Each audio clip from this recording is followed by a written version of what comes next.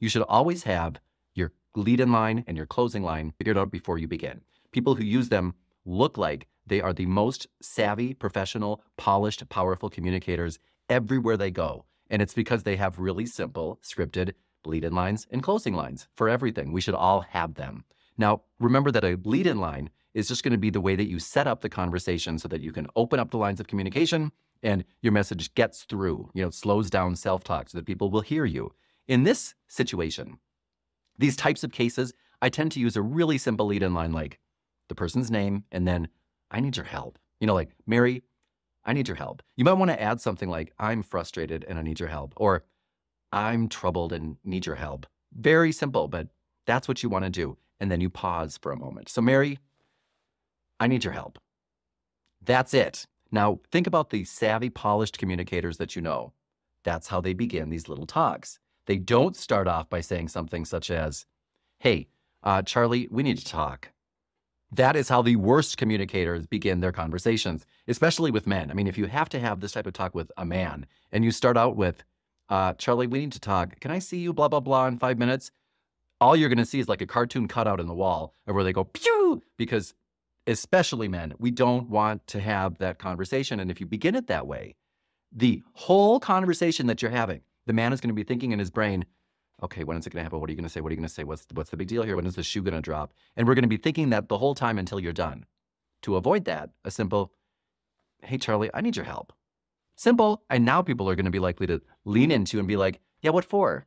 Which is the opposite from what most people do when we start a conversation like this. But have the right lead-in line, simple. And remember, you don't want to, at the end, trail off and not really know how to close. So you're just like, that's it. You should never have to tell people that you're done speaking. That's what Porky the Pig does at the end of cartoons. Don't say that's all, folks. That's it.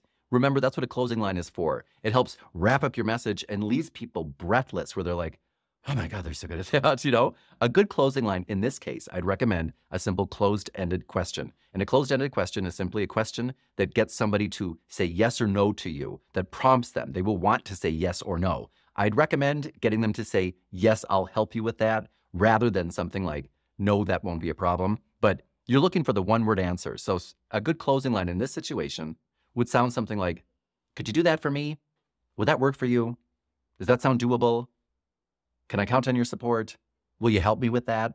Very simple. And when they say yes, now you're done. So to put it all together, it sounds something like, Charlie, I need your help. Yeah, what for? Well, lately I've noticed that I have been taking on so much work from other people that I'm not getting my own work done. And even when I help other people do their work, I'm really not doing it to the best of my ability. Oh my God, that's terrible. So if you see me doing that, could you please do me a favor and just remind me that we had this talk? You don't even have to say a whole lot. You could just say something like, hey, Dan, that's it. And then I'll remember to tell the person, no, I'm taking on too much. And that way, if you needed some help and I said yes, you would know that I'm really going to help you with a happy heart. That sounds wonderful. And be able to do it to the best of my ability. So could you help me with that? How could I possibly say no? Now, who's going to say no to that? Are we done here? They would have to be so unreasonable to say no. Now, those types of communication skills are the skills that make you stand heads and shoulders above anybody else at work. Now, before we move along to step 3, I wanted to remind you that if this feels a little bit scary to you or it could be a little overwhelming for you, just remember those people who make it look really easy to deliver any message, those people who can always say, Dan, I need your help, blah, blah, blah, blah, blah, blah. And before you know it, they've just given you some instruction or told you to shape up or ship out. And then you walk away going, oh my God, why did I like that? Why do I admire them more? Oh my God. It's because they practice. That's the only difference. I mean, it doesn't matter if you're an introvert or an extrovert on the spectrum. It doesn't matter. With practice, these skills become super easy and you can start doing it just like second nature because it's just a language skill. That's all. And if you're ready to develop more advanced skills or you need some tools to help make these skills your own, I put a link to my website below and there's also a link above. When you're ready for that, let me know. I'll be there for you and I'll make it really easy. So this is when people don't respect your boundaries. And no matter what you said, they still come back and say, hey, Dan. I know we had this little talk the other day, but I really need to go get sauced after work. So I was wondering, could you do this before you go home so that I don't have to do it before I go home? I would really appreciate that. Thanks. I'm going to use my 3-step process for saying no that you'll learn in some of my other courses. I can't remember if it's here on YouTube or not. But It's a really simple, I'd like to help you, however, I'm afraid, so I suggest. Simple. You use those 3 lead-in lines, you fill in the blanks. It sounds like this. Hey, Trixie, I'd like to help you, but I'm afraid I cannot do that while accomplishing my own work as well. So I suggest, unfortunately, you're either going to have to find somebody else or stay late or come in early. Oh, come on. You can do it just this once. I know you don't have a life outside of work. Well, Trixie, again, I'd like to help you out, but I can't. So I suggest you either stay late or come in early. Come on. Trixie, again, I'd like to help you out, but unfortunately I cannot. So I suggest that you either stay late or come in early.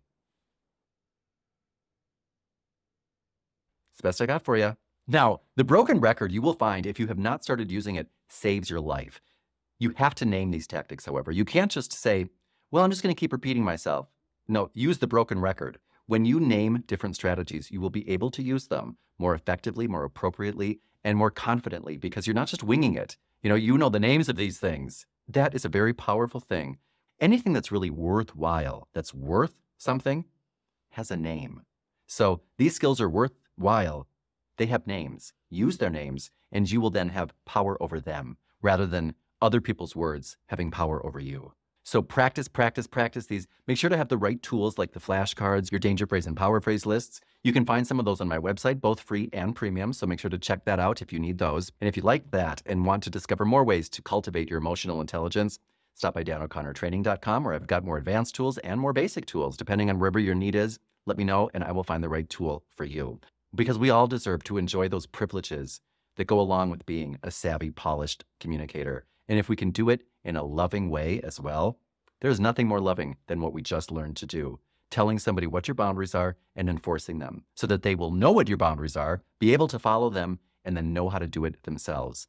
You can change generations of lives just by doing that. So if you like this type of content and you find it valuable, please make sure to hit that subscribe button and I can keep delivering these free videos to you. And if you wanted to join us during live events and get your questions answered in real time by me, then make sure to hit that notification bell as well. That's the only way to get an invitation to those events. And share this video on places like Facebook and Twitter or wherever else you think people might go looking for information like this. If they need it, help me get it to them. And remember that there's nothing you have to say that you can't say in a loving way. And I will prove that to you in this next video. If you like this, you're going to love that. Check it out.